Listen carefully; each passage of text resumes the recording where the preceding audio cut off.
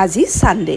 ল'ৰাটোৱে ৰাতিপুৱাৰ পৰা মোৰ পাছে পাছে লাগি ফুৰিছে যে ঢেকীয়াজুলিৰ মামু মামীয়ে বনোৱাৰ নিচিনা বিহাৰী চিকেন আজি বনাব লাগে। মই তাক ক'লো বোলো বন্ধৰ দিন আজি অলপ ৰেষ্ট লওঁ ৰচোন। নাই, সি কোনোপধ্যেই নামানে। তথাপিতো তাক নবনাওঁ বুলিয়ে ক'লো। কিন্তু তাক ছাৰপ্ৰাইজ দিম বুলিয়ে মনে মনে সকলোখিনি ৰেডি কৰিলোঁ। মই আকৌ বিহাৰী চিকেন ভালদৰে বনাব নাজানো। ঢেকীয়াজুলিৰ মামুবৌয়ে বৰ ধুনীয়া বনায়, কিন্তু বনোৱাটো মই চাবলৈ সুবিধা নাপাওঁ, যিহেতু আমি গৰমে গৰমে খাম বুলি আমি গৈ পোৱাৰ আগতেই বনাই থয়। পিছৰ সাজ আকৌ সৰুজনী বৌ ভণ্টি বৌয়ে খাবলৈ মাতে, সেইকাৰণে শিকাৰ সুবিধাই পোৱা নাই। বাৰু যি কি নহওক, মামু বৌক সুধি পুছি যিকণ জানিছিলোঁ সেইখিনিকে এপ্লাই কৰি আজি চিকেনখিনি বনালোঁ।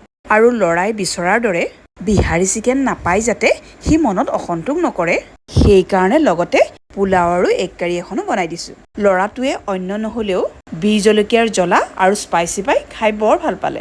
আজিকালি মানুহজনে আৰু ল'ৰা ছোৱালীকেইটাই মনে বিচৰা কিবা এটা বস্তু যদি খাবলৈ বিচাৰে আৰু সেইটো যদি বনাই খুৱাব পাৰোঁ, মনটো বৰ ভাল লাগে।